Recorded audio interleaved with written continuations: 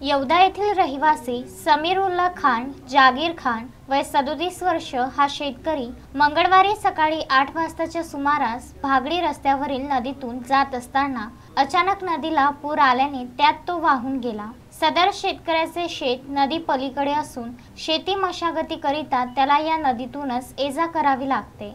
सकाळी नदीला पाणी कमी असताना पलीकडच्या काठावर खत वगैरे नेऊन ठेवले। परत काही साहित्य नेत असताना अचानक आलेल्या पाण्याच्या लोंढ्यामुळे तो काही कडाईच्या आत वाहून गेला।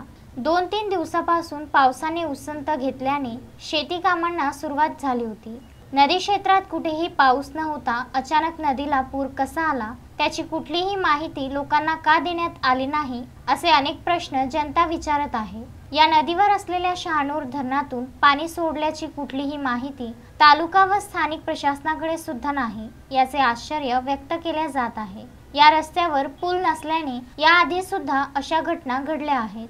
या ठिकाणी पूल बांधण्यात यावा याकरिता अनेक वर्षापासून शेतकऱ्यांनी याचा प्रशासन लोकप्रतिनिधी यांच्याकडे सतत पाठपुरावा केला, परंतु नेहमी शेतकऱ्यांच्या तोंडाला पाणी पुसण्याचे काम प्रशासन व लोकप्रतिनिधींनी केले। घटनेची माहिती मिळताच नागरिकांनी या ठिकाणी एकच गर्दी केली।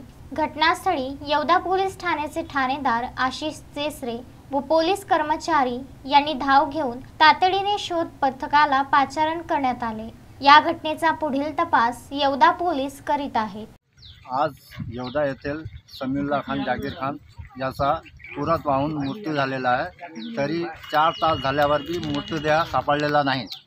आज येवदा प्रशासनाच्या लोकांना बऱ्याच वेळा इटकी रोडाच्या पुलाचा काम डुप्लिकेट नारळ फोडून उद्घाटन केलेलं आहे। 4 वर्षापासून काही त्याचं काम होईना।